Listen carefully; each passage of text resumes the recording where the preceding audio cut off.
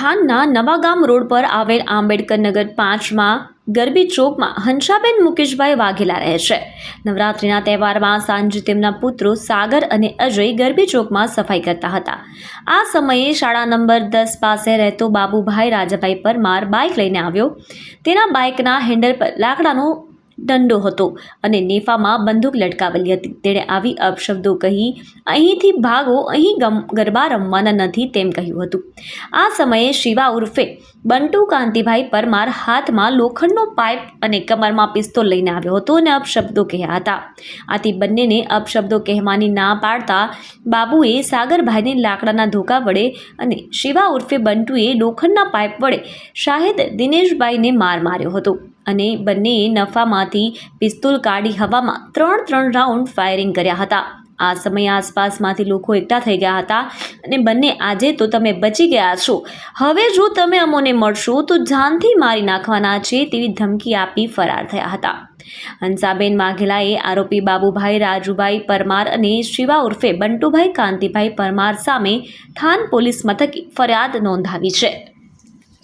એ વિસ્તારમાં આજુબાજુના જે પાડોશીઓ એમના વચ્ચે એક ગરબાનું આયોજન અને અગાઉની એમના વચ્ચેનું જે બંદૂક જે હતું એ બાબતે બોલાચાલી થયેલી અને બોલાચાલીના પરિણામે એમાંથી જે 2 વ્યક્તિઓ જે હતા એમણે પોતાની પાસે જે લાઇસન્સવાળું હથિયાર હતું એના વડે ફાયરિંગ કરેલું હતું। આ બનાવની વિગત જોઈએ તો ફરિયાદી હંસાબેન વાઇફ ઓફ મુકેશભાઈ ખોડાભાઈ વાઘેલા જે પોતે આંબેડકર નગર 5માં જ રહે છે। આમનું ઘર જે છે એ જે ગરબીનું આયોજન જે કરેલું હતું એની એકદમ સામે આવેલું છે અને ત્યાં ગરબીનું આયોજન ન કરવા બાબતે આ કામના જે આરોપીઓ બાબુભાઈ રાજાભાઈ પરમાર અને શિવાભાઈ ઉર્ફે બંટુભાઈ કાંતિભાઈ પરમાર એ બંને આવી અને અહીંયા તમારે જે છે ગરબીનું આયોજન નથી કરવાનું એવું કહીને એમની સાથે માથાકૂટ કરેલી હતી। અગાઉ પણ કોઈ છોકરી જે છે એમને બીજા અન્ય સાથે ભાગી જાય અને લગ્ન કરવા બાબતેની કોઈ બાબતને લઈ અને આમની વચ્ચે માથાકૂટ થયેલી હતી। આ બંને બાબતોને જે છે એ મનમાં રાખી આ કામના આરોપીઓએ ફરિયાદીઓને ગરબીનું આયોજન કરવા બાબતે અટકાવવાનો પ્રયત્ન કરેલો હતો અને ત્યારબાદ બોલાચાલી થતાં પોતાની પાસે જે હથિયાર હતા બંને આરોપીઓ પાસે જે છે એ લાઇસન્સવાળા હથિયાર હતા એ પિસ્તોલ રિવોલ્વર વડે હવામાં 6 જેટલા રાઉન્ડ ફાયર કરી અને જે છે એ ફરિયાદી અને આસપાસના લોકોમાં ભય ફેલાવેલો હતો। ઘટનાની જાણ થતાં તાત્કાલિક જ થાનગઢ પોલીસ જે છે એ ત્યાં જગ્યા ઉપર પહોંચેલી હતી અને બંને આરોપીઓને ત્યાંથી જે છે અટકાયત કરી અને આગળની ધોરણસરની કાર્યવાહી માટે થઈ અને ફરિયાદીને પોલીસ સ્ટેશન લઈ જઈ અને એમની ફરિયાદ લઈ અને બંને આરોપીઓને કાયદેસરમાં અટક કરવામાં આવેલા છે।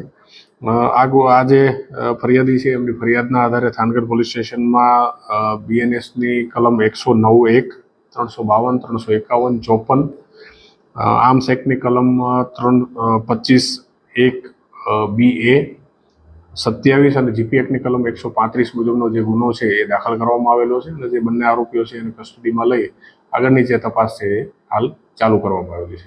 બંને પક્ષે ફરિયાદ નોંધવામાં આવી છે કે જે આરોપી પક્ષ છે એમના દ્વારા પણ સામેવાળા પક્ષ વિરુદ્ધમાં ફરિયાદ દાખલ કરવામાં આવેલી છે જેમાં એમને માથાના ભાગે ઈજા થયેલી છે અને એવા આક્ષેપ કરવામાં આવેલા છે કે જે છે એ સામેવાળા પક્ષે પહેલાં અમને માથાના ભાગે સળિયા વડે ઈજા પહોંચાડેલી હતી અને ત્યારબાદ અમે જે છે સ્વ બચાવમાં ફાયરિંગ કરેલું હતું પણ આગળની તપાસ ચાલુ છે અને આ જે બંને વસ્તુઓ છે એનો તપાસ દરમિયાન વેરીફાઈ કરી રહ્યા છીએ।